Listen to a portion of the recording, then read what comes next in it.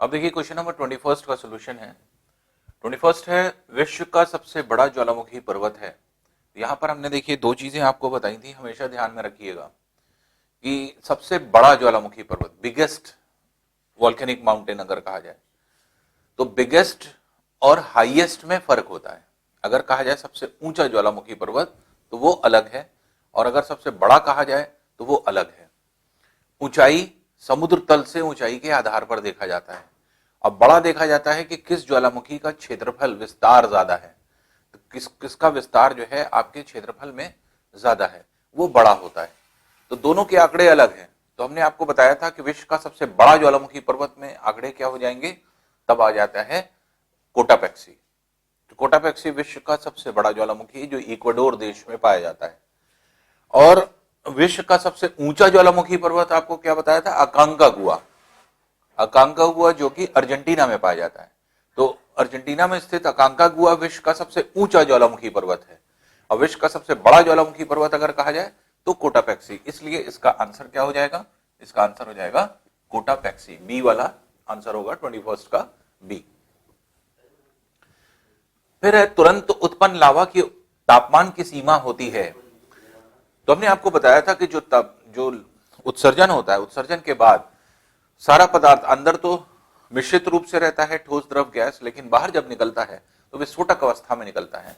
और ये विस्फोटक अवस्था में जब निकलता है तो ऐसी कंडीशन में जो है आपके एक तरह से जो विस्तार होता है जो है पिघले हुए पदार्थ का, तो ये विस्तार बहुत दूर तक होता है, फैलता है ये। तो गैस अलग हो जाती है, ठोस अलग भाग निकल करके चला जाता है, और तरल पदार्थ ऊपर बहता है, और उसी तरल पदार्थ को हम लोग लावा कहते थे। तो जिस टाइम उद्गार होता है और लावा का फ्लो होता है, उस टाइम लावा का तापमान 1200 डिग्री सेल्सियस से 2200 डिग्री सेल्सियस के बीच में होता है। तो इसलिए जो टेम्परेचर होता है लावा का, वो हमने आपको बताया भी था, जो है आपके थ्योरी में 1200 से 2200 डिग्री सेल्सियस के बीच में तापमान जो है इसका पाया जाता है। तो 1200 से 2200 सी वाला इसका ऑप्शन हो जाएगा। तो सी वाला ऑप्शन है कि लावा का तापमान कितना होता है। ये सब आपके एग्जाम में आए हुए क्वेश्चन हैं। तो ये जो है आपके पीसीएस और आईएएस दोनों की बात हम कर रहे हैं। कुछ आईएएस के क्वेश्चन हैं जो कंपैरेटिवली जो बड़े बड़े दिखाई पड़ते हैं, वो समझ जाइए कि आईएएस के क्वेश्चन है। आईएएस के क्वेश्चन कभी इस वन लाइनर नहीं आते, ये सब पीसीएस में आए हुए क्वेश्चन है। तो जितने भी आपके क्वेश्चन हैं ये किस तरह से सब आपके जो है आए हुए पेपर्स में से बने हैं।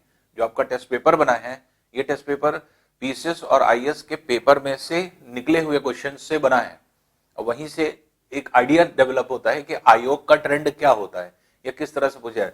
तो इस तरह के वन लाइनर क्वेश्चन मेनली जो आपके पूछे जाते हैं वो पीसीएस में, और ऐसा नहीं कि बड़े नहीं आते हैं, अब उसमें भी आने लगे पीसीएस में, क्योंकि ट्रेंड थोड़ा सा चेंज किया है और इसमें भी एनालिसिस वाले क्वेश्चन पूछे जाने लगे हैं। लेकिन नॉर्मली जो है आपके पीसीएस में आपके इस तरह के क्वेश्चन, इंफॉर्मेटिव क्वेश्चंस आपके ज्यादा होते हैं कंपैरेटिवली। जैसे मैग्मा है, मैग्मा क्या है, तो हमने आपको बताया था कि जब पृथ्वी के भीतर पिघला हुआ क्षेत्र रहता है तो अत्यधिक उच्च तापमान कैसे डेवलप होता है, रेडियोधर्मी पदार्थ के उत्सर्जन से, रेडियोधर्मी पदार्थ के विघटन से। जब वो डिसइंटीग्रेट होते हैं, अल्फा बीटा गामा किरणें निकलती हैं, टेम्परेचर बढ़ता है। टेम्परेचर बढ़ता है तो आंतरिक भागों में पाई जाने वाली जितनी चट्टानें हैं, धातु, खनिज हैं, वो सब पिघलते हैं। तो अब तापमान, जैसे मान लीजिए सपोज कर लीजिए आंतरिक भाग में तापमान स्थापित हो गया 3000 डिग्री सेल्सियस, तो जिस जिस वस्तु का गलनांक बिंदु, मेल्टिंग पॉइंट 3000 डिग्री सेल्सियस से कम है, सब पिघल जाएंगे। तो पिघलने के लिए मेल्टिंग पॉइंट देखना होता है, और जिसके मेल्टिंग पॉइंट 3000 डिग्री सेल्सियस से ऊपर होंगे वो ठोस अवस्था में होगा। तो इसलिए जो पिघली हुई अवस्था होती है, उस पिघली हुई अवस्था में ठोस भी पड़े रहते हैं, जो ठोस भाग भी होते हैं। तो ठोस भाग का क्योंकि गलनांक बिंदु ज्यादा होता है और उतना तापमान नहीं पहुंच पाता, इसलिए वो ठोस अवस्था में मौजूद होते हैं। तो अब आंतरिक भागों में बहुत सारे ऐसे चीजें हैं जो कि उतने ही तापमान पर गैसीय अवस्था में कन्वर्ट हो जाती हैं, तो गैस में कन्वर्ट हो जाती है। तो जब आंतरिक भागों में टेम्परेचर बढ़ता है तो कुछ ठोस होता है, कुछ द्रव होता है, कुछ गैस होता है, और यह मिश्रित रूप में होता है। जब बाहर विस्फोटक अवस्था में निकलता है ज्वालामुखी उद्गार करके, तब जो है जाकर के हम ये कहते हैं कि आपके ठोस, द्रव, गैस ये सब अलग हुई। लेकिन तब तक अलग नहीं होंगी जब तक जो है आपके विस्फोटक अवस्था में ये जो है बाहर ना निकल जाए। जब तक अंदर रहती हैं तब तक ये मिश्रित अवस्था में रहती हैं, और इसी मिश्रण को हम लोग क्या कहते हैं, मैग्मा। तो मैग्मा एक ग्रीक वर्ड है जिसका अभिप्राय होता है मिश्रण, mixture of solid, liquid and gas. तो ठोस, द्रव और गैस के मिश्रण को मैग्मा शब्द से प्रदर्शित किया जाता है। तो वही चीज है कि मैग्मा है। मैग्मा क्या है, तो ये आप डी वाला अप्रोप्रिएट आंसर होगा कि तरल, गैस एवं ठोस का एक मिश्रित रूप, मिश्रित फॉर्म। तो mixture which contains solid, liquid and gas, तो वो जो है आपके एक तरह से मैग्मा कहलाता है। तो डी जो है इसका अप्रोप्रिएट आंसर हो जाएगा। अब जैसे ये है जून 2005 में एक ज्वालामुखी सक्रिय हुआ, वो है। अब जून 2005 की बात हो रही है, अब 2020 चल रहा है, तो आप कहेंगे 2020 में 2005 की बात क्यों चल रही है? इसलिए चल रही है, ये आपके क्वेश्चन जो है आपके 2012-13 में पूछा गया। अब ये इसलिए पूछा गया, क्यों पूछा गया? वजह यह है कि ये ज्वालामुखी जो है वो आपके एक तरह से अब 13 में भी आया और 17 में भी किसी एग्जाम में आपके यही रिपीट कर दिया गया। क्यों किया गया? वजह क्या है कि ये ज्वालामुखी जो है अंडमान निकोबार द्वीप समूह में है, भारत का ज्वालामुखी है। और ये 2005 में जो ज्वालामुखी है वो बैरन था। बैरन ज्वालामुखी, नारकोंडम और बैरन दो ज्वालामुखी है जो अंडमान में पाए जाते हैं। अब बैरन ज्वालामुखी जो है ये आपके सक्रिय हुआ था 2005 में, विस्फोटक अवस्था में निकला था, और उस टाइम जहां पे आसपास के क्षेत्र में बहुत ज्यादा इसने विनाश भी किया था, इसलिए उस टाइम तो बहुत चर्चा में था। उसके बाद लगातार इस पर शोध होते चले गए। 2012-13 में क्योंकि एक रिपोर्ट आई थी कि इसके निकलने वाले पदार्थ की वजह से उसके आसपास का पानी जहरीला हो रहा है। क्यों ये प्रश्न पूछ रहा है, ये समझिए। अब 2005 में आया तो क्वेश्चन पेपर, अगर किसी को अगर ये इस बात की नॉलेज नहीं है कि ये क्यों पूछा जा रहा है, तो वो ये सोचेगा कि ये तो आउटडेटेड क्वेश्चन पड़ा हुआ है। 2020 में हम लोग जो है आपके 2020-2021 आ रहा है, और ये जो है हम लोग जो है 2005 की घटना पढ़ रहे हैं। तो जो आपके एक तरह से समय है, ऐसा नहीं कि पुरानी चीजें नहीं रिकॉल करी जाती, रिकॉल तब की जाती है जब वो करंट के टच में आ जाती है। और अभी 1-2 साल पहले भी इस पर जो है आपके जो भूगोल और आप होता है, जो ज्योग्राफी एंड यू जो आपकी मैगजीन होती है, उसमें जो है आपके पूरा इस पे लेख आया था। तो उस समय क्या हुआ कि 12-13 में एक रिपोर्ट आई और उसमें यह बताया गया कि इससे निकलने वाला जो पदार्थ है ये आसपास के जो जल है उसको जहरीला कर रहा है, मतलब उसमें जहर घुल रहा है, जिसकी वजह से क्या है कि अगर कोई जीव, जो आसपास के जीव हैं, जीव जंतु हैं, अगर मान लीजिए आ गए या पक्षी आ गए और पानी पी लिया तो वो मृत कर रहे हैं।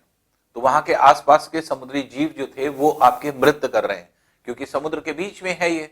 तो ये जो है आपके उस पर जो है रिपोर्ट आई थी, और फिर आपके हाल ही में 2 साल पहले फिर से इसके अंदर से पदार्थ निकलना शुरू हुआ, इसलिए फिर ये चर्चा में आया, फिर इस पर रिपोर्ट बनी, फिर इस पर जो है आपकी की गई।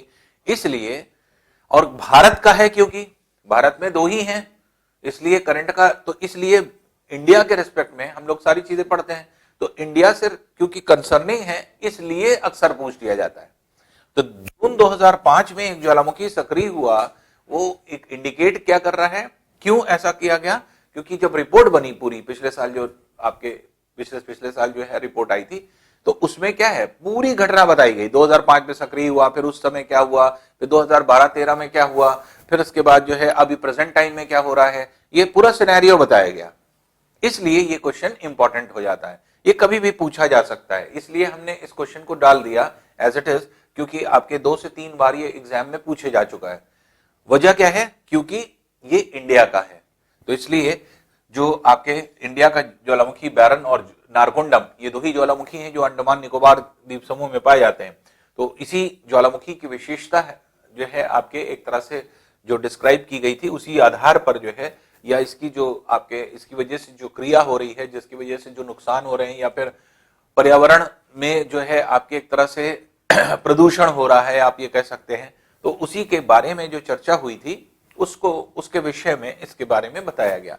तो ये जो है आपके बैरन नाम का ज्वालामुखी ये है, तो इसलिए इसका आंसर क्या हो जाएगा? सी। नेक्स्ट क्वेश्चन देखते हैं। नेक्स्ट क्वेश्चन है, सुमेलित कीजिए डाइक। अब यहां पे ऑप्शन थोड़ा सा खिसक गया है, तो हम आपको अलग से बना देते हैं। जैसे पहले पे है ये शेप, सेकंड पे है ये शेप, थर्ड पे है ये शेप, फोर्थ पे है ये शेप, फिफ्थ पर है ये शेप। जैसे आपने पढ़ा था कि पृथ्वी के आंतरिक भाग में मैग्मा होता है, जब जमता है तो जमने के बाद जो है ये क्या करता है, ये आपके विभिन्न आकार में कन्वर्ट हो जाता है, और जब विभिन्न आकार में कन्वर्ट हो जाता है तो इसके अलग अलग नाम हो जाते हैं। तो इसलिए जो है आपके एक तरह से देखना होता है कि, और इनका नामकरण कैसे किया गया था, इनके शेप के आधार पर कि किस तरह का शेप है। तो जैसे हम लोग ने पढ़ा था कि पृथ्वी के आंतरिक भाग में जो मैग्मा जमता है तो गुंबदाकार आकार में जमता है, बाथोलिथ हो जाता है, उसको बाथोलिथ कहते हैं। फिर अगर मान लीजिए क्षैतिज अवस्था में जमता है, हॉरिजॉन्टल पृथ्वी की सतह के समानांतर पैरेलल, तो क्या होता है, सिल हो जाता है। ऊर्ध्वाधर होता है, वर्टिकल होता है, पृथ्वी की सतह के 90 डिग्री पे अगर जम रहा है, तो इस तरह के अगर लंबवत है, वर्टिकल है, तो ऐसे कंडीशन में इसको कहा जाता था डाइक। तिरछी कोई चट्टानें होती थी जो किसी कोण पर झुकी हुई या फिर आड़ी तिरछी जितनी चट्टानें होती हैं वो सब बॉस के नाम से जानी जाती थी। कटोरे नुमा होती थी तो लोपोलिथ होती थी, उल्टे कटोरे नुमा होती थी तो लैकोलिथ होती थी, घुमावदार सर्पिलाकार अवस्था में होती थी स्पाइरल शेप में तो फाकोलिथ कहलाती थी।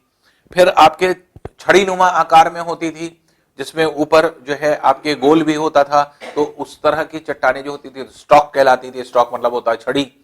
फिर पतली अगर नुकीली होती थी तो वो नीडल कहलाती थी, सुई जैसी होती थी, इसलिए नीडल। ये सब इसके नामकरण किए गए थे। इसी को आपके दिया गया है जैसे डाई। अब ए किसको रिप्रेजेंट कर रहा है, डाई क्या है, दैट इज 5। तो ए जो है आपके 5। फिर बी सिल, सिल कौन सी होती थी, हॉरिजॉन्टल, हॉरिजॉन्टल मतलब ये सेकंड वाले को, तो बी पर 2 आना चाहिए। फिर सी है लोपोलिथ, लोपोलिथ क्या होती थी, कटोरे नुमा, कटोरे की तरह से बोल शेप में, तो ये फोर्थ वाली दिखा रही है, तो इसलिए सी का के आगे 4 आना चाहिए। और लैकोलिथ, लैकोलिथ क्या होती थी, उल्टे कटोरे नुमा, जो पहला वाला यहां दिखा रहा है, तो इसलिए डी के साथ 1 आना चाहिए। तो A5 B2 C4 D1, A5 B2 C1 हो गया, ये A5 B2 C4 D1, ये C वाला ऑप्शन आ रहा है। इसको अगर आप देखेंगे A5 B2 C4 D1, तो ए जो डाइक जो है ये कौन सा है, ये आपके ये वाला ऊर्ध्वाधर। फिर सिल कौन सा है, कौन सा आकार को शो कर रहा है, तो सिल जो है ये आपके शो कर रहा है सेकंड, हॉरिजॉन्टल, क्षैतिज। लोपोलिथ कटोरे नुमा, फोर्थ वाला। लैकोलिथ उल्टे कटोरे नुमा, फर्स्ट वाला। तो इसलिए ए से मैच करे, आपको जो है मैच कराना है। A5 से मैच कर रहा है, B2 से मैच कर रहा है, C4 से मैच कर रहा है, D1 से मैच कर रहा है। तो A5 B2 C4 D1, ये C वाला इसका आंसर हो जाएगा। तो 25th का C जो है ये आपके आंसर हुआ। नेक्स्ट क्वेश्चन देखते हैं। 26th है सुमेलित कीजिए, माउंट हुड, कटमई, लुलाई लाको, पिनाटाबू, और ये आपके ऑप्शंस में दिया हुआ है। जैसे माउंट हुड, माउंट हुड आपने पढ़ा था कि कहां पर था, यूएसए में। तो माउंट हुड जो है आपके यूएसए में स्थित जो है आपकी ज्वालामुखी है। तो ए किससे मैच कर रहा है, सेकंड से, A2 हो गया। कटमई कहां पे ज्वालामुखी हुआ करता था, अलास्का में, जहां पे जिसको 10,000 धुओं की घाटी हम लोग ने पढ़ा था, अ वैली ऑफ 10,000 स्मोक्स। तो ये जो है आपके कटमई अलास्का में, ये इससे मैच कर रहा है। लुलाई लाको जो है आपने कहां पढ़ा था, चिली में, तो चिली देश में लुलाई लाको था। और पिनाटाबू जो था वो फिलीपींस में था। तो A2 B1 C3 और D4, A2 B1 C3 D4, ये आपके ए वाला ही ऑप्शन हो जाएगा। तो A2 से मैच कर रहा है, B1 से मैच कर रहा है, C3 से मैच कर रहा है और D4 से मैच कर रहा है। तो इसलिए आंसर क्या हो जाएगा, इसका ए आंसर हो जाएगा। तो ये जो है आपके इसका आंसर हो गया। नेक्स्ट देखते हैं क्वेश्चन।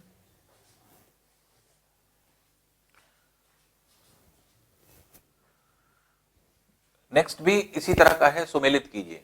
तो ये सुमेलित कीजिए जो है आपके इस पे आ रहा है।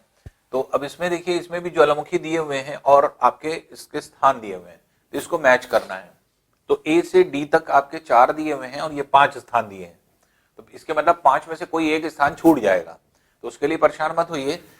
और यहां पर ये आपको देखना है कौन किससे सुमेलित होगा। तो जैसे क्राकाटुआ आपने पढ़ा था फिलीपींस में, तो फिलीपींस में जो है ज्वालामुखी होता है, तो इसलिए ए किससे मैच कर रहा है, 4 से, तो ए जो है फिर 4 से। फिर किलीमंजारो, ये हमने आपको बताया था कीनिया में किलीमंजारो था, और माउंट जो है आपके कीनिया भी था, जो कि आपके किलीमंजारो, जो कि एक तरह से अफ्रीका के सबसे बड़े पर्वत के रूप में जाना जाता है।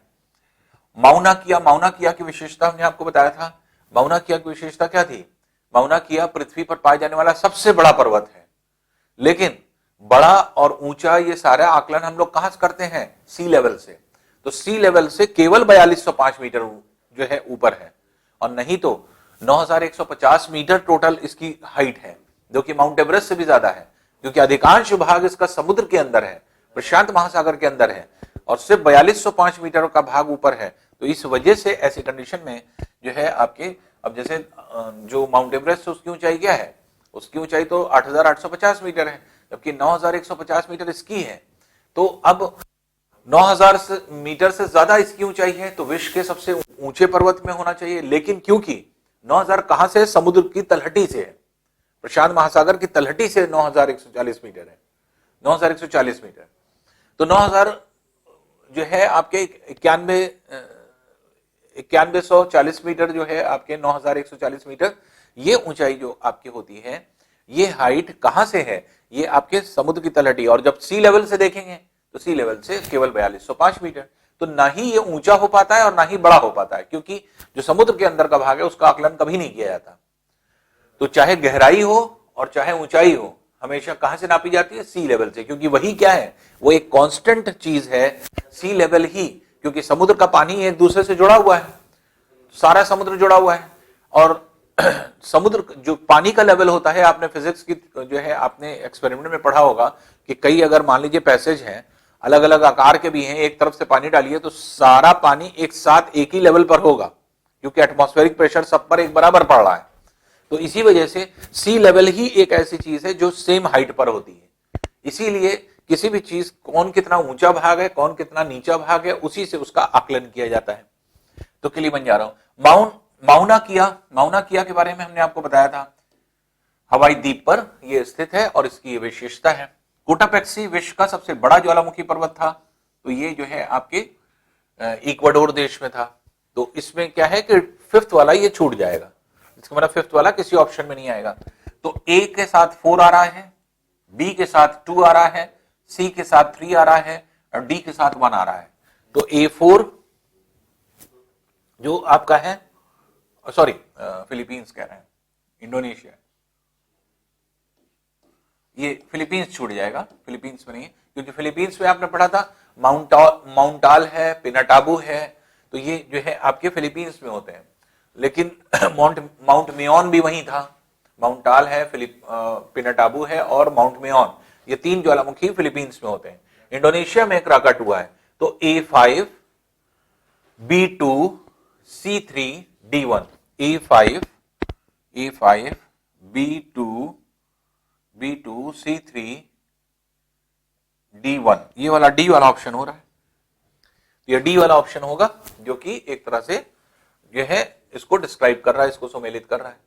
तो इस तरह से हम इसको निकाल सकते हैं। नेक्स्ट क्वेश्चन देखते हैं, देखिए क्या है। निम्न में ज्वालामुखी नहीं पाया जाएगा, कहां पर ज्वालामुखी नहीं पाया जाएगा। अब देखिए बेल्ट हम लोग ने पढ़ी थी, कहां पे ज्वालामुखी या भूकंप नहीं आते, जो बेल्ट में नहीं होते। आपको केवल यह देखना होगा कि इसमें से कौन सा देश बेल्ट में नहीं है। क्या इराक बेल्ट में है किसी, क्या मंगोलिया किसी बेल्ट में है, क्या चीन किसी बेल्ट में है, क्या लेबनान किसी बेल्ट में है। तो कौन बेल्ट में नहीं है, जो बेल्ट में नहीं है वहां पे ज्वालामुखी उद्गार नहीं होगा। तो बेल्ट ने आपको पढ़ाया था, जैसे इराक किस बेल्ट में आता है, ये आता है आपके ईरान, इराक, पूरा अफगानिस्तान, पाकिस्तान, भारत का ऊपरी भाग, नेपाल, भूटान, ये कौन से मध्य महाद्वीपीय पेटी में, तो मध्य महाद्वीपीय पेटी में ये स्थित होता है। अफ्रीका है, यूरोप है, एशिया है, ये पूरे बेल्ट जा रही है। जो भूमध्य सागरीय क्षेत्र से भूमध्य सागर है, काला सागर है, कैस्पियन सागर, अरल सागर है, इससे होकर के जाती है। और इसमें यूरोप के सारे देश, अफ्रीका के उत्तरी स्थित देश, और जो है आपके भारत का अगर एशिया का अगर आप देखेंगे तो तुर्की है, सीरिया है, इराक का क्षेत्र है, लेबनान है, इजराइल है, गाजा पट्टी का क्षेत्र है, ये सब हमने आपको बताया था। साइप्रस द्वीप है यहीं पर, साइप्रस द्वीप बहुत इंपॉर्टेंट होता है जो यहाँ पे पाया जाता है। अभी सब पढ़ेंगे आप इन द्वीपों के बारे में भी। तो ये जो है आपके एक तरह से ये होता है। फिर ईरान है, अफगानिस्तान है, पाकिस्तान है, भारत है, ये पूरी बेल्ट में आता है। तो अब इसमें देखिए, अगर इस बेल्ट में देखें तो इराक आ रहा है, फिर चीन जो है ये इस बेल्ट में परिप्रशांत पेटी में चीन का ये पूरा भाग आ रहा है, पूर्वी भाग, तो इसलिए चीन भी आ रहा है। फिर जो आपका लेबनान है, लेबनान भी आ रहा है। लेबनान जो है ये भी जो है आपके इराक सीरिया के बगल में, यहां पर अगर आप देखेंगे इराक सीरिया के पास, तो ये भूमध्य सागरीय क्षेत्र में जो है आपके भूमध्य सागर के पूर्वी भागों में तटीय क्षेत्र में पाया जाता है। तो ये लेबनान है, जिसका जहां पर लेबनान, इजराइल, गाजा पट्टी, ये सब जो है मिस्र के ऊपर का जो क्षेत्र है ये लेबनान का क्षेत्र है। तो ये लेबनान हो जाता है जो कि आपके भूमध्य सागरीय क्षेत्र में होता है। तो लेबनान भी है। मंगोलिया नहीं है, मंगोलिया क्योंकि मध्यवर्ती भाग में, ये देखिए चाइना और रशिया के बीच में ये ग्रीन वाला पार्ट जो कि किसी पेटी में नहीं आएगा, पूर्व जो परिप्रशांत पेटी उससे काफी दूर है, अंदर है, क्योंकि ये बेल्ट से काफी दूर है और काफी अंदर है, इसलिए मंगोलिया एक ऐसा क्षेत्र है जो सेफ है, किसी बेल्ट में नहीं आ रहा है। और बेल्ट में नहीं आ रहा है इसके मतलब यहां पर ज्वालामुखी उद्गार नहीं होगा। तो यही पूछ रहा है कि ज्वालामुखी उद्गार कहां पर नहीं पाया जाएगा, तो किस जगह पर नहीं होगा, बी, मंगोलिया में नहीं होगा। तो मंगोलिया में ज्वालामुखी उद्गार नहीं होगा। फिर देखिए 29 है, निम्न में से कौन अन्य तीन से भिन्न है। अब चार चीज दी हुई है, चारों में तीन समान है और एक असमान है। अब आपको दिमाग, इस तरह के क्वेश्चन जो होते हैं ऑड मैन आउट इसको कहा जाता है, रीजनिंग में खूब आते हैं। Odd man out, odd man out के मतलब चार कोई भी मान दे दिया, ऑड मैन आउट के मतलब कि ऑड चीज को हटा दीजिए, मतलब जो किसी से मेल ना खा रही हो, जिसका कोई संबंध ना बैठ रहा हो। तो अब यहां पर क्या है, अकांकागुआ, माउंट एवरेस्ट, किलिमंजारो, नारकोंडम। अब इसमें क्या मेल नहीं खा रही या किस कॉन्सेप्ट पर दिया गया होगा। अब यहां पे अपना तर्क नहीं लगा सकते। अब जैसे मान लीजिए कि आपने कहा कि जो आपके ये जो आपके पर्वतों के नाम दिए हैं, ये सब पर्वतों की चोटियों के नाम हैं। तो अब ये पर्वतों के नाम हैं, लेकिन इनमें अब पर्वत हैं। अब इन चारों में क्या कॉमन चीज है, अगर हम लोग देखें तो कॉमन चीज क्या है, जैसे अकांकागुआ, किलिमंजारो और नारकोंडम, ये ज्वालामुखी पर्वत है, ये पर्वत नहीं है नॉर्मल। जबकि माउंट एवरेस्ट ज्वालामुखी पर्वत नहीं है। माउंट एवरेस्ट क्या है, ये एक तरह से विश्व की सबसे ऊंची चोटी है हिमालय की। तो हिमालय पर्वत कोई जो है आपके ज्वालामुखी पर्वत तो है नहीं। तो यहां पर क्या है कि अकांकागुआ सिर्फ ज्वालामुखी पर्वत है, ज्वालामुखी से निकला है, उसी से लावा के जमाव से यह पर्वत बना है, पहले से पर्वत नहीं था। पूर्व पहले से स्थित पर्वत जो जैसे नवीन वलित पर्वत और ब्लॉक माउंटेन्स आपने पढ़ा था, वो उससे बनते हैं। और ज्वालामुखी पर्वत ज्वालामुखी उद्गार से बनते हैं, मैग्मा लावा के जमाव से बनते हैं। तो मैग्मा लावा के जमाव से ये बना है अकांकागुआ, किलिमंजारो बना है, नारकोंडम बना है। अकांकागुआ जो आपने पढ़ा था जो है आपके अर्जेंटीना में, जो कि विश्व का सबसे ऊंचा ज्वालामुखी पर्वत है। किलिमंजारो अफ्रीका में, कीनिया देश में।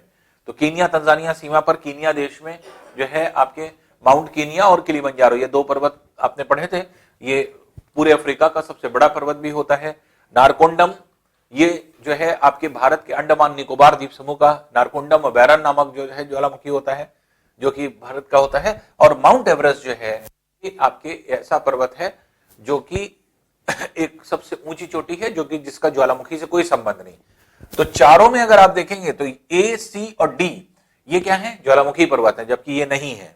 तो इसलिए ये अन्य तीन से भिन्न दिखाई पड़ रहा है, इसलिए बी वाला इसका ऑप्शन हो जाएगा, बी वाला आंसर हो जाएगा। तो कॉन्सेप्ट आपको देखना पड़ेगा, ये नहीं कि विश्व का सबसे ऊंचा ज्वालामुखी पर्वत है इसलिए इसी को टिक कर दें, ऊंचाई से यहां मतलब नहीं है। कुछ ऐसी चीज होगी कि 3 में समानताएं होंगी और एक थोड़ा सा डिफर करेगा, तो वही चीज हम लोगों को देखना होता है। अब देखिए, अब ये सिविल में आया हुआ क्वेश्चन था, सिविल में पूछा गया प्रश्न था। तो निम्न में असत्य नहीं है, पहले तो स्टेटमेंट को समझिए, असत्य नहीं है। तो असत्य नहीं है कि मतलब क्या हुआ, अब निम्न में असत्य है अगर हम कहते हैं तो इसका मतलब कि कौन सी चीज झूठी बात है, सत्य नहीं है। लेकिन असत्य नहीं है मतलब सत्य है, तो सत्य है लिखने के बजाय इसको लिख दिया है असत्य नहीं है। तो पहले तो आपको स्टेटमेंट समझना पड़ेगा। तो कौन निम्न में असत्य नहीं है, असत्य नहीं है मतलब सत्य है, इसका मतलब सही कौन है। तो ये आपको सही चीज आपको देखना है कि कौन सही है। जैसे ए, कैस्पियन सागर में ज्वालामुखी घटनाएं घटित होती हैं, कैस्पियन सागर में होंगी या नहीं होंगी? बिल्कुल होगी। क्यों नहीं होगी? क्योंकि मध्य, अभी हमने आपको बताया मध्य महाद्वीपीय पेटी के अंतर्गत भूमध्य सागर, काला सागर, कैस्पियन सागर, अरल सागर, ये सब आते हैं। यहाँ पे भूकंप और ज्वालामुखी घटनाएं घटित होती हैं, तो यहाँ पर भूकंप और ज्वालामुखी घटनाएं घटित होंगी। तो ये वाला स्टेटमेंट सही है। अगर ये सही है तो पहला ही हमें मिल गया, क्योंकि ऐसा कोई ऑप्शन है नहीं। इसके मतलब और 3 गलत होंगे। जैसे साइबेरिया सागर मध्य अटलांटिक पेटी में है, गलत है ये। साइबेरिया सागर कहां है? रूस के उत्तरी भागों में है, आर्कटिक महासागर में है। तो रूस का जो ऊपरी भाग है ये है साइबेरिया सागर, जबकि मध्य अटलांटिक पेटी अटलांटिक महासागर में है। तो अटलांटिक महासागर में तो साइबेरिया सागर है नहीं, तो साइबेरिया सागर रूस के साइबेरिया क्षेत्र के ऊपरी भाग में है, आर्कटिक महासागर का भाग है। तो इसलिए यह स्टेटमेंट गलत है कि साइबेरिया सागर मध्य अटलांटिक पेटी में स्थित है। फिर आइसलैंड मध्य महाद्वीपीय पेटी में स्थित है, यह भी स्टेटमेंट गलत है। क्यों? क्योंकि हमने आपको बताया था ग्रीनलैंड के पास ये आइसलैंड है, और ये कहां पाया जाता है? मध्य अटलांटिक पेटी में। ये मध्य अटलांटिक पेटी में ग्रीनलैंड, आइसलैंड, वेस्ट इंडीज, ये सब प्रभावित क्षेत्र थे। तो आइसलैंड किसमें आता है? मध्य अटलांटिक पेटी में, जबकि ये मध्य महाद्वीपीय पेटी यहां है, जो एशिया और यूरोप के बीच में पाई जाती है। तो ये भी स्टेटमेंट गलत है जो यहां पर आपके डिफाइन कर रहा है या बता रहा है। इसी तरह से अगर हम देखें तो आइसलैंड में 2000 से अधिक ज्वालामुखी स्थित है। तो आइसलैंड में 2000 से अधिक ज्वालामुखी स्थित है, यह भी स्टेटमेंट गलत है। 200 से अधिक ज्वालामुखी है, 2000 यहां हो गया, 10 बढ़ गया, इसलिए यह भी स्टेटमेंट गलत है। तो यहां पर चारों स्टेटमेंट को जब आप एनालिसिस करेंगे तो आपने पाया कि इसमें क्या है, जो कैस्पियन सागर में ज्वालामुखी घटनाएं घटित होती हैं, ये स्टेटमेंट सही है। इसके मतलब कि यही आपको निकालना था, कौन सा असत्य नहीं है, इसके मतलब सत्य है, तो इसलिए ए वाला ऑप्शन हो जाएगा। तो 30 का आंसर जो हो जाएगा आपके ए हो जाता है। फिर 31 है, निम्न में सुमेलित नहीं है। कौन किससे सुमेलित नहीं है? ये अब यहां पर दिया गया चूना पत्थर, संगमरमर, ग्रेनाइट, नीस, डोलोमाइट, स्लेट, बलुका पत्थर, क्वार्ट्जाइट पदार्थ। ये क्या है? अगर आप रिकॉल करें इसको, तो हम लोग ने ये जो पढ़ा था ये था कायांतरित चट्टान, कायांतरित अथवा रूपांतरित चट्टान, मेटामॉर्फिक रॉक्स। ऐसी चट्टानें जो अपने रूप को बदलती थी और रूप को बदल करके दूसरे प्रकार की चट्टानों में कन्वर्ट हो जाती थी। जैसे चूना पत्थर, चूना पत्थर से क्या बनता था? संगमरमर बनता था। तो इसका मतलब ये स्टेटमेंट सही है, और आपको सुमेलित नहीं है निकालना है, इसका मतलब ये स्टेटमेंट सही है। फिर ग्रेनाइट से नीस चट्टान बनती थी, जिसको नाइस भी बोलते थे, तो ग्रेनाइट से नीस बनती थी, ये भी स्टेटमेंट सही है, ग्रेनाइट से नीस बन रही थी। फिर डोलोमाइट से स्लेट बनती थी, तो ये आपके गलत हो गया। डोलोमाइट से स्लेट नहीं बनती थी, बल्कि शेल चट्टान से स्लेट बनती थी। तो स्लेट का निर्माण कैसे होता था? शेल चट्टान से। तो शेल चट्टान कन्वर्ट होकर के स्लेट में कन्वर्ट होती थी, इसके मतलब ये यही गलत हो गया, यही इसके मतलब आंसर हो जाएगा कि सुमेलित नहीं है। और बाकी बलुका पत्थर आप जानते ही हैं, सैंडस्टोन जिसको कहा जाता है, उससे क्वार्ट्जाइट बनता है। तो क्वार्ट्ज जो आपके पदार्थ होता है वो सैंडस्टोन से कन्वर्ट होता है। तो ए, बी और डी ये तीनों स्टेटमेंट सही है, और बाकी ये गलत है। डोलोमाइट से स्लेट ना बन करके बल्कि शेल चट्टान से स्लेट जो है आपके यहां पर बना करती है। तो ये जो है आपके सी वाला आंसर हो जाएगा इसमें। नेक्स्ट क्वेश्चन है, देखिए, जब ज्वालामुखी उद्गार नहीं होता है तब आंतरिक अग्नि चट्टानों का निर्माण होता है। ये चट्टानें हैं, हमने आपको बताया था, एक्सप्लेन किया था कि आंतरिक भाग का पिघला पदार्थ जब एक्सेसिव अमाउंट ऑफ प्रेशर में आ जाता है, जब बहुत ज्यादा प्रेशर हो जाता है, तो अत्यधिक प्रेशर हो जाने की वजह से क्या होता है कि आंतरिक भाग से पिघला पदार्थ उच्च दाब से निम्न दाब की ओर भागता है। और निम्न दाब कहां होगा? पृथ्वी की सतह की ओर होगा। तो इसलिए पृथ्वी की सतह की ओर बहुत तेजी से भागता है। तो ये पृथ्वी की सतह की ओर भाग करके आता है और पृथ्वी की सतह को फाड़ करके बाहर विस्फोटक अवस्था में निकल जाता है। तो इस तरह से अगर हम लोग देखें तो जो पदार्थ है वो ऊपर की तरफ आता है। फिर हमने आपको बताया कि यही पदार्थ जब ऊपर की तरफ आता है, यही दरारों में भी चला जाता है। अब विभिन्न प्रकार की दरारों में चला गया, दरारों के आकार के आधार पर हम लोग इसको अलग अलग नाम देने लगते हैं। तो अब यही जो है आपकी अलग अलग चट्टानें हो जाती हैं। तो नॉर्मली क्या है कि अगर जो भी आपके एक तरह से अगर हम ये कहें कि जो भी आपकी ये चट्टानें हैं, ये चट्टानें जो है आपके एक तरह से ऐसी चट्टानें होती हैं जो आंतरिक भाग में जमती हैं, वो आपके आंतरिक आग्नेय चट्टानें कहलाती हैं और आकार के आधार पर उनका नामकरण कर दिया जाता है। तो जब ज्वालामुखी उद्गार नहीं होता तो आंतरिक आग्नेय चट्टान बनती है। और आंतरिक आग्नेय चट्टान जो आपके निर्मित होती है, ये चट्टानें कौन सी होती हैं? अब इसमें से आप देख लीजिए, जैसे बसाल्ट चट्टान है, ब्रेसिया है, परतदार चट्टान है, उपरोक्त में से कोई नहीं। तो अब यहाँ पे ऑप्शन अगर आप देखेंगे तो पहला है बसाल्ट चट्टान। बसाल्ट कौन सी चट्टान हुआ करती थी? हम लोग ने जो है इसके बारे में पढ़ा था। तो बसाल्ट चट्टान वो चट्टानें हुआ करती थी जब ज्वालामुखी उद्गार होता था तो लावा जब बाहर की तरफ बहता था, यही लावा जाकर के जम जाता था, तो वृहद क्षेत्र में जमता था और जम करके जो है आपके एक तरह से चिकना बिल्कुल ग्लास की तरह से हो जाता था। तो जैसे ब्लैक कलर का ग्लास हो जाता था, तो ब्लैक रेड कलर में ग्लासी लुक जो देता था, चमकदार जो है आपके जो है पत्थर बन जाता था। तो ये चमकदार पत्थर जो होते हैं, यही बसाल्ट चट्टानें होती थी। तो ये आंतरिक आग्नेय चट्टान कह रहा है, जबकि ये आंतरिक तो है नहीं, ये तो बाहर निकल आई ज्वालामुखी उद्गार के कारण। तो ये आंतरिक चट्टान नहीं है। ब्रेसिया, ब्रेसिया चट्टान कौन सी थी? आपको ध्यान होगा, हमने आपको बताया था कि जब ज्वालामुखी उद्गार होता है तो ज्वालामुखी उद्गार के समय, और ज्यादातर ज्वालामुखी उद्गार कहां पे है? समुद्र तटीय क्षेत्र में है। जब उद्गार होता है तो पदार्थ दूर दूर तक छिटक करके जाता है और कभी कभी लावा भी जो आपके पिघला हुआ पदार्थ है वो भी विस्फोटक अवस्था में कुछ मात्रा में छटक जाता है। और जब ये छटकता है और आसपास कहीं समुद्र होता है तो पानी में जाके गिर जाता है। जैसे ही पानी में जाके गिरेगा वैसे ही क्या हो जाएगा? ठंडा हो जाएगा। और जब ठंडा हो जाता है तो ऐसे कंडीशन में क्या होता है, जिस आकार में भी गिरता है अपने आप ठंडा होकर के वही आकार ले लेता है। तो समुद्र के तटीय क्षेत्र में जब ज्वालामुखी उद्गार होता है, समुद्र के तटीय क्षेत्र में पहुंचने वाला लावा जो छटक के जाता है, निकल करके जाता है, फट करके जाता है, तो वो जिस आकार में जाता है, जाके गिरता है, उसी आकार में तुरंत ठंडा होकर पत्थर बन जाता है। ऐसे जो है आपके ज्वालामुखी जो है पत्थर जो आपके बनते हैं बाहर के क्षेत्र में लावा के जमाव के कारण, लावा के जो है आपके एक तरह से जमने के कारण, तो उसी को ब्रेसिया कहा जाता है। तो ब्रेसिया कौन सी चट्टानें थी? जो समुद्र के पानी में ठंडी होकर बन रही थी तटीय क्षेत्र में।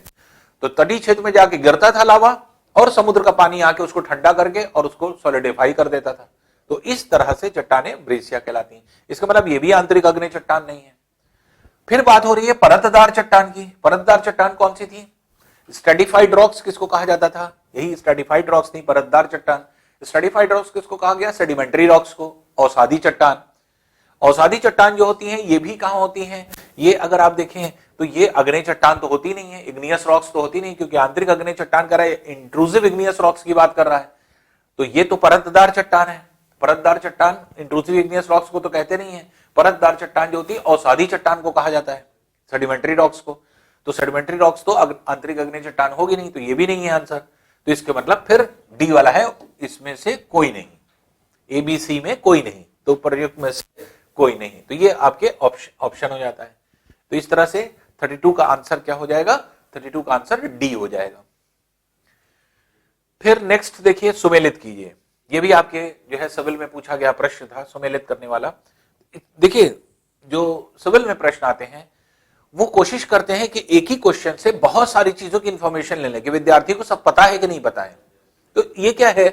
ये आपके जो सिद्धांत है, और ये सिद्धांत जो आपके वैज्ञानिक हैं, वैज्ञानिकों के नाम कुछ दिए हुए हैं, कुछ सिद्धांत दिए हुए हैं, और इन्हीं को आपस में सुमेलित करना है। तो यहाँ पे जैसे वैज्ञानिकों, हैरी हेस वैज्ञानिक हैं, एफ बी टेलर वैज्ञानिक हैं, कांट जो है वो वैज्ञानिक है, ये बिग बैंग थ्योरी है। तो इसलिए अब इसका सुमेल किससे होगा यही आपको देखना है। जैसे for example big bang theory, big bang theory क्या है या किस तरह से जो है आपके किस पर जो है आपके आधारित है, तो नाभिकीय विखंडन पे आधारित है। जैसे हमने आपको बताया था कि ब्रह्मांड का निर्माण कैसे हुआ है, नाभिकीय विखंडन के, ना कि संलयन से। संलयन से क्या होता है, नाभिकीय संलयन न्यूक्लियर फ्यूजन से क्या हुआ है, एनर्जी का निर्माण, एनर्जी बन रही है न्यूक्लियर फ्यूजन के कारण।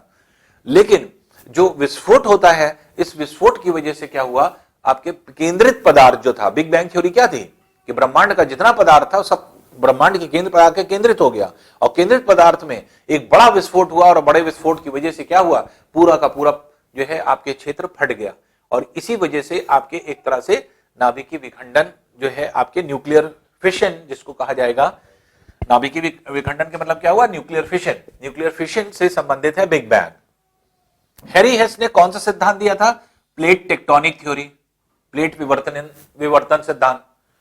तो ये प्लेट टेक्टोनिक थ्योरी है जो हैरी हेस ने दिया था। फिर एफ बी टेलर ने कौन सा सिद्धांत दिया था, तो महाद्वीपीय प्रवाह परिकल्पना दिया था, कॉन्टिनेंटल ड्रिफ्ट थ्योरी।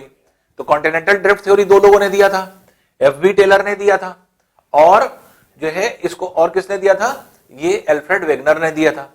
तो एल्फ्रेड वेगनर और एफ बी टेलर दोनों ने कॉन्टिनेंटल ड्रिफ्ट थ्योरी दी थी। और कांट ने, इमानुअल कांट जो थे, उन्होंने क्या कहा था, गैसीय परिकल्पना दी थी, गैसियस कॉन्सेप्ट दिया था। तो गैस के कॉन्सेप्ट जो है परिकल्पना में बताया था कि कैसे पृथ्वी की उत्पत्ति हुई थी। तो ये जो है आपकी गैसीय परिकल्पना। तो ए 2 से मैच कर रहा है, बी 1 से मैच कर रहा है, सी 3 से मैच कर रहा है, डी 4 से। तो A2B1 C3 D4, ये सी वाला ऑप्शन आ रहा है, A2B1 C3 D4। तो ये जो है आपके आंसर हो जाता है सी वाला। तो इसलिए 33 का आंसर क्या होगा, सी हो जाएगा।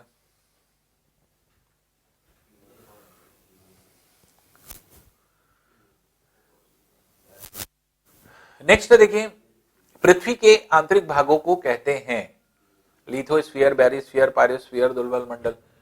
पृथ्वी के आंतरिक भाग को कहते हैं।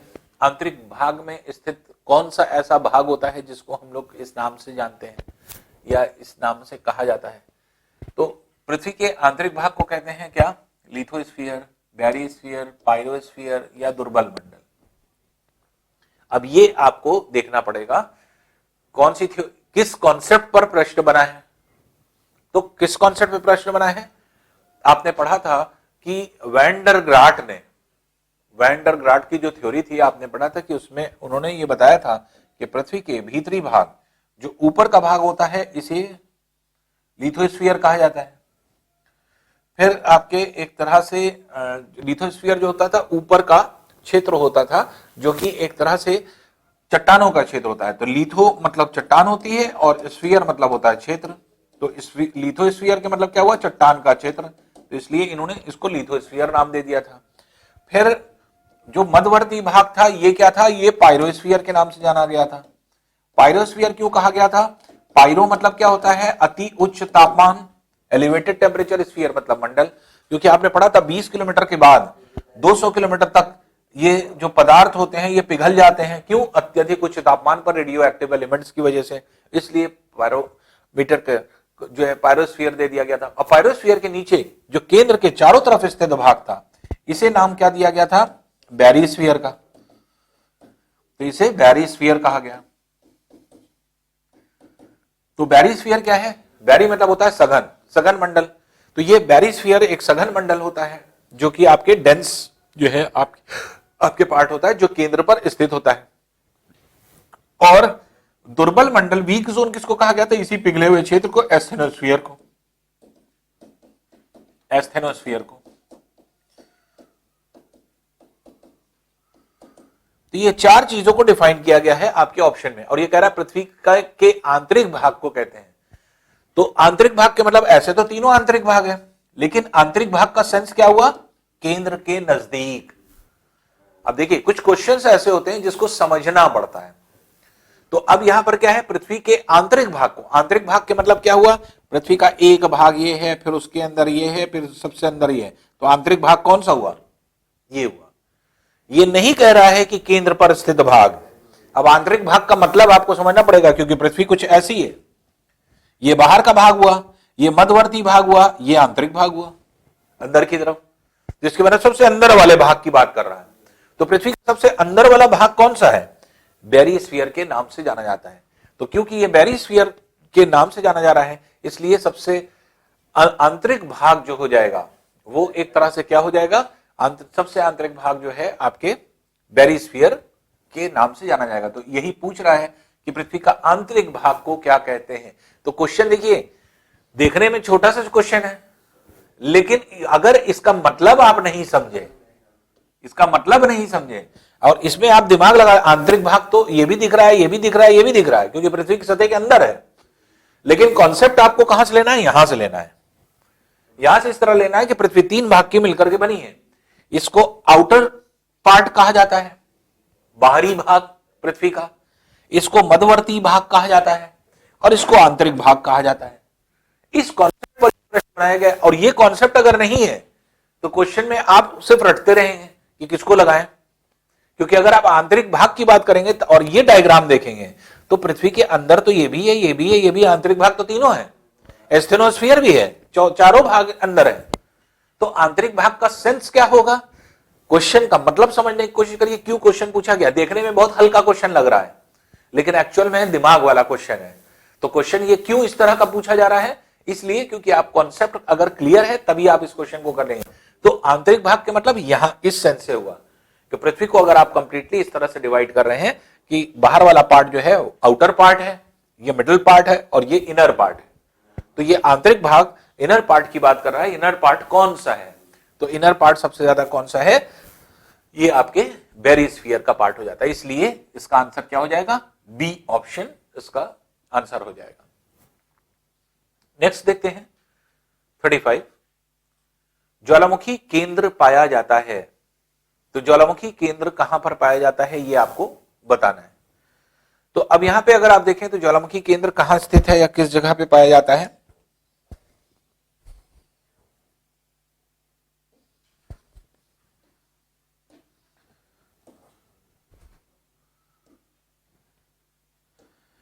ज्वालामुखी कहां पर पाया जाता है ये अगर देखें तो लिथोस्फीयर, बैरीस्फीयर, पायरोस्फीयर, क्रोड। अब यहां पर भी इसने फिर वही ऑप्शन है,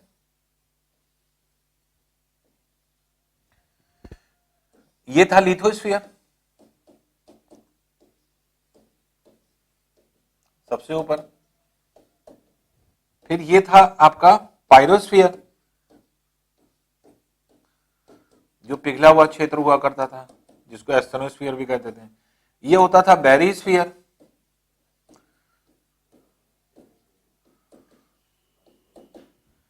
और कोर जो है इस पार्ट को कहा गया ऊपरी भाग को, जो क्रोड है, सॉरी क्रस्ट है, ऊपर के भाग को क्रस्ट नहीं क्रोड है, सॉरी। तो कोर जो है आपके इस पार्ट को कहा गया, इंटीरियर पार्ट को। तो क्रोड कह रहा है, क्रोड मतलब इंग्लिश में कोर, अगर क्रस्ट कहता तो क्रस्ट ऊपर वाला पार्ट हो जाता। तो यहां पे क्या है, कोर, क्रोड की बात कर रहा है, तो क्रोड आंतरिक भाग को कह रहा है। तो चाहे वो बैरीस्फीयर हो चाहे क्रोड हो, वहां तो आप वहां से ज्वालामुखी उद्गार तो होते नहीं है, लिथोस्फीयर से भी नहीं होते, क्योंकि पूरा ठोस चट्टान का भाग है जो तैरता रहता है मैग्मा पर या स्टेनोस्फीयर पर। तो आपने पढ़ा है कि जो ये प्लेट है, क्योंकि ये तो प्लेट के फॉर्म में है लिथोस्फीयर, और यही प्लेट तैरती है किस पर, एस्थेनोस्फीयर पर, पिघले हुए क्षेत्र पर।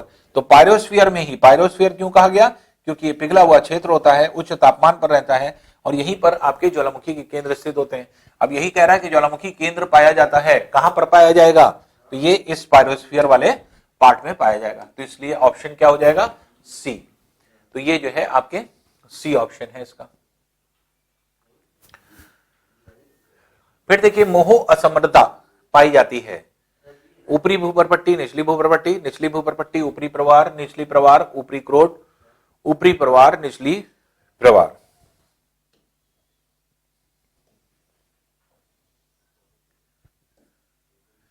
ऐसे तो आप थ्योरी में पढ़ ही चुके हैं और हमने डायग्राम से भी बताया है इसको।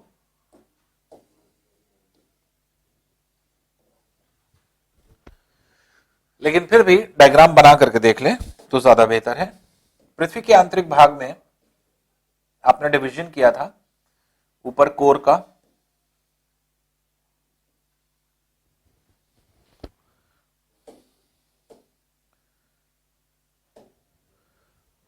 यहां ये एक पार्ट था, ये एक पार्ट था, ये एक पार्ट था। तो मोह असमानता किसको कहा गया था? ये डिवीजन जो था, जहां से क्रोड जो क्रस्ट और मेंटल अलग होते थे। तो ये वाला पार्ट क्या है? ये अपर क्रस्ट है, ऊपरी भूपर पट्टी। ये क्या है? लोअर क्रस्ट है, निचली भूपर पट्टी। ये क्या है? अपर मेंटल, ऊपरी मेंटल। और ये क्या है? Lower mental.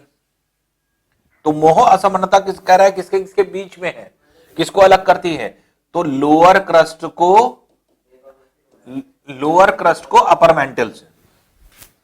तो लोअर क्रस्ट आ जाता है, लोअर क्रस्ट का मतलब निचली भूपर पट्टी, और अपर मेंटल मतलब क्या हो गया? ऊपरी मेंटल, ऊपरी प्रवार। तो निचली भूपर पट्टी और ऊपरी प्रवार के बीच में मोह असमानता पाई जाती है।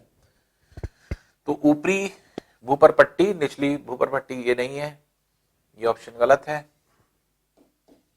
फिर निचली भूपर पट्टी, ऊपरी प्रवार, यही ऑप्शन सही है।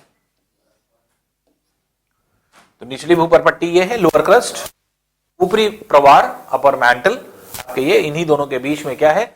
मोह असमानता स्थित होती है। तो ये मोह असमानता पाई जाती है। तो ये जो है आपके बी वाला ऑप्शन हो जाएगा। 36 का बी जो है आपके आंसर है। नेक्स्ट है गुटेनबर्ग असमानता पाई जाती है। गुटेनबर्ग असमानता किसके बीच में पाई जाती है? ये भी समझ लें। तो गुटेनबर्ग असमानता ये होती है जो, अब जैसे क्रस्ट को मेंटल से जो अलग कर रही थी, जो डिवीजन किया था वो मोहरोविकिक नामक वैज्ञानिक ने किया था, और दोनों के बीच में डिफरेंशिएट किया था और दोनों भाग को अलग किया था। इसी तरह से गुटेनबर्ग और विशार्ड नामक वैज्ञानिकों ने आपके ये दोनों भाग का अलगाव बताया था कि मेंटल जो होता है वो किस हद तक क्रोड से अलग होता है। तो मेंटल और क्रोड अलग होता था। तो इसमें क्या है, ये जो आपके एक तरह से पार्ट होता था गुटेनबर्ग का असमानता। अब ये अपर मेंटल है, ये लोअर मेंटल है, ये अपर कोर है, ऊपरी क्रोड जिसको कहा जाएगा, और ये निचली क्रोड है, लोअर कोर है। तो गुटेनबर्ग असमानता किसको अलग कर रही है? इन दो पार्ट को। ये वाला पार्ट क्या है? लोअर मेंटल है, और ये वाला पार्ट क्या है? अपर क्रोड है, ऊपरी क्रोड। तो निचली प्रवार लोअर मेंटल और ऊपरी क्रोड के को अलग कर रही है कौन? गुटेनबर्ग असमानता। तो ऊपरी भूपर पट्टी को निचली भूपर पट्टी से, ये ऑप्शन नहीं है, गलत है। निचली भूपर पट्टी को ऊपरी प्रवार से, ये भी नहीं है। फिर निचली प्रवार को ऊपरी क्रोड से, यही ऑप्शन है। तो निचली प्रवार ये हुआ लोअर मेंटल और ऊपरी क्रोड ये हुआ। तो इसके मतलब सी वाला इसका ऑप्शन हो जाएगा। तो ये सी वाला इसका आंसर हो जाता है, जो गुटेनबर्ग असमानता इसको अलग कर रही है। तो इसलिए निचली प्रवार को, लोअर मेंटल को अपर कोर से जो है आपके एक तरह से अलग कर रही है। तो इसलिए सी वाला इसका आंसर हो जाएगा। नेक्स्ट है 38, सर्वाधिक आयतन प्रवार का होता है जो है। ये इंफॉर्मेटिव है, कोई बहुत ज्यादा जो है आपके इंफॉर्मेशन जो है उसमें जरूरत नहीं है, और इस तरह के क्वेश्चन जो आपके आते हैं बहुत रेयर होते हैं। ये इंफॉर्मेशन की तरह से है। तो ये आपके पीसीएस में पूछा गया प्रश्न था, जो कि आपके आंकड़ों के साथ पूछ दिया गया था। अब आंकड़ों के साथ ना के बराबर पूछा जाता है। तो आपके अगर मान लीजिए इंफॉर्मेशन है तो आसानी से आप इसको निकाल सकते हैं। अब देखिए, आयतन प्रवार का सर्वाधिक है। अब अगर हम आयतन वॉल्यूम की बात करें तो आपको ध्यान देना होगा कि वॉल्यूम कैसे हम लोग डिफाइन कर रहे थे।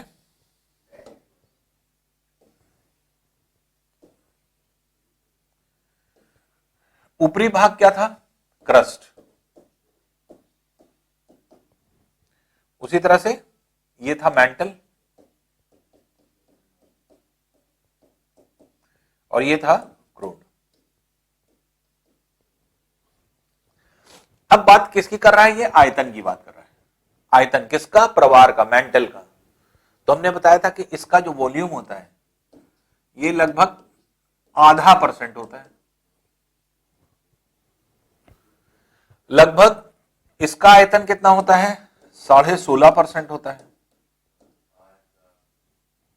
और प्रवार का मेंटल कितना होता है? आयतन कितना होता है? 83% होता है। तो पूरी पृथ्वी का 83% आयतन अकेले मध्यवर्ती भाग में है। तो इसलिए 83% पार्ट जो होता है ये आपके कवर होता है किससे? मेंटल से। तो ये इंफॉर्मेशन वाला पार्ट था। आयतन में अगर आप देखेंगे तो पूरा पृथ्वी का जो आयतन है वो 0.5% है पूरे क्रस्ट में। कोर में अगर आप देखेंगे तो कोर में कितना है? 16.5% है और 83% टोटल वॉल्यूम का यहां पर स्थित है। तो जैसे आपने आयतन पढ़ा था, फिर द्रव्यमान पढ़ा था और जो है आपने डेंसिटी पढ़ी थी, तो तीनों स्थान के तीनों आंकड़े पढ़े थे। उसी आंकड़े पर आपके आधारित ये क्वेश्चन है। तो इसमें जो है आपके केवल ये कह रहा है कि जो है आपके आयतन, सर्वाधिक आयतन प्रवार का होता है, प्रवार का सर्वाधिक आयतन होता है, वो कितना है ये आपको इंफॉर्मेशन देना। तो 83% है। अब देखिए सर्वाधिक द्रव्यमान पाया जाता है, किस भाग का सर्वाधिक द्रव्यमान है ये आपको देखना है। तो सर्वाधिक द्रव्यमान जो होता है ये भी मेंटल का होता है, क्योंकि आपने पढ़ा था कि यहां पर इसका जो द्रव्यमान होता था, मेंटल द्रव्यमान, ये नेग्लिजिबल था, नगण्य था पूरे पृथ्वी के द्रव्यमान की तुलना में। द्रव्यमान अगर क्रोड का देखें तो 32% लगभग पूरे पृथ्वी का पाया जाता था, और मेंटल का द्रव्यमान जो था ये 68% था। तो पूरी पृथ्वी का 68% द्रव्यमान मध्यवर्ती भाग में स्थित है और आयतन 83% है। तो 68% द्रव्यमान मास आपके पूरा जो आपके पदार्थ है, पदार्थ का 68% भाग खाली मध्यवर्ती भाग मेंटल में होता है। यही पूछ रहा है। तो यहां पर परसेंट नहीं पूछ रहा है, यहां पे पूछ रहा है सर्वाधिक द्रव्यमान पाया जाता है। सर्वाधिक द्रव्यमान किसका है? तो सर्वाधिक द्रव्यमान किसका है? मेंटल का, प्रवार का। तो इसलिए इसमें से मेंटल या प्रवार ऑप्शन क्या हो जाएगा? बी वाला ऑप्शन हो जाएगा। तो ये मेंटल हो जाएगा या प्रवार हो जाएगा। तो देखिए क्वेश्चंस कोई ऐसे नहीं है कि जिनको आपको बहुत ज्यादा जूझना पड़े, बहुत ज्यादा आपके एक तरह से क्वेश्चन को जो है रटना पड़े। सब आप पढ़ चुके हैं। उन्हीं क्वेश्चंस का एप्लीकेशन होता है टेस्ट। एग्जाम में जो क्वेश्चन आते हैं वही चीजें आती हैं जो आप पढ़े रहते हैं, बस आप उसको कोरिलेट कर पाते हैं कि नहीं, वही सबसे इंपॉर्टेंट चीज होती है। तो कोरिलेशन जो होता है वो बहुत इंपॉर्टेंट होता है। और जैसे अभी हम आपको समझा रहे हैं, देखिए जो सॉल्यूशन है, सॉल्यूशन अब चाहें तो इसका आंसर ए है, इसका आंसर बी है, इसका आंसर सी है, अब हम डायरेक्ट सॉल्यूशन करवाते चले जाएं, लेकिन वो सॉल्यूशन से कोई मतलब नहीं, कोई फायदा नहीं है आपको। थ्योरी आप पढ़ चुके हैं, अब उस थ्योरी का इंप्लीमेंटेशन कैसे करेंगे, इसलिए हम करा रहे हैं सॉल्यूशन। सॉल्यूशन कराने का मकसद क्या है? जीएस में सॉल्यूशन तभी कराया जाता है जब कॉन्सेप्ट्स बताए जाते हैं, और जब हम कॉन्सेप्ट आपको बता रहे हैं तो आपको क्लियर हो रहा होगा कि हाँ एक्चुअल में आंसर इसका ये है। और अगर हम सिर्फ यही बता दें कि हाँ क्वेश्चन नंबर 1 का ये आंसर है, बी सेकंड का सी है, थर्ड का जो है डी है, अगर इस तरह से हम बता देंगे तब तो हो सकता है कि आपका एक टर्म में ही, 1 घंटे में ही आपका पूरा 100 क्वेश्चन का सोल्यूशन हो जाए, आपको कुछ नहीं करना पड़ेगा। लेकिन इससे भी आप सीखते हैं, आपको ये पता चलता है कि हाँ क्वेश्चन आप कैसे करेंगे या किस तरह से आप क्वेश्चन जो है कर पाते हैं। तो अब यहां पे अगर आप देखें तो क्वेश्चन को बस हम यही बता रहे हैं आपको कि जितने भी जो आपके एक तरह से सॉल्यूशन का पार्ट है वो सिर्फ कुछ नहीं है, जो आपने थ्योरी पढ़ा है उसी को कोरिलेट करना होता है। आइए नेक्स्ट क्वेश्चन देखते हैं।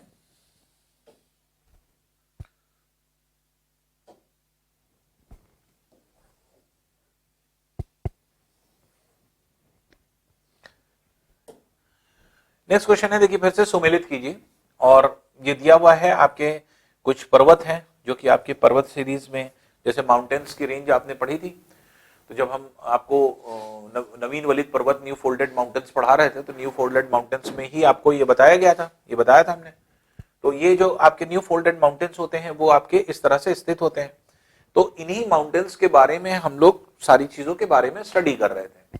तो यहां पर बेसिकली क्या था कि जो भी आपके नवीन वलित पर्वत हैं, ये कहां कहां पर कौन कौन से पाए जाते हैं, तो अब आप रिकॉल करेंगे इसमें। जैसे एपिनाइन पर्वत, एपिनाइन पर्वत हम लोग ने कहां पर आपके डिस्क्राइब किया था इसको, आपको याद होगा कि जब हम लोग जो है यूरोप के पर्वत पूरे पढ़ रहे थे, तो यूरोप के जितने भी पर्वत होते थे वो सब अगर हम लोग देखें तो उसमें जो है आपके एक तरह से जो इटली वाला पार्ट था, फ्रांस में जैसे जुरा पर्वत आपके होते थे, जुरा पर्वत जो है आपके पाए जाते थे। फिर जो है आपके एक तरह से यहां पर इटली का जो क्षेत्र था, ये एपिनाइन पर्वत पूरे जो है आपके इटली के क्षेत्र में हुआ करते थे। जुरा पर्वत यहाँ पे हुआ करता था। एल्प्स जो है आपके हुआ करता था स्विट्जरलैंड में। फिर दिनारिक एल्प्स पर्वत होते थे यहाँ पर, तो यूरोप के क्षेत्र में यहाँ पर तो उसी एपिनाइन पर्वत की बात कर रहा है। तो एपिनाइन पर्वत हम लोग ने कहां पे पढ़ा था, इटली में, तो इटली के क्षेत्र में, तो इसको इटली से हम सम्मिलित करेंगे, तो सेकंड से फर्स्ट वाला जो है आपके मिल रहा है।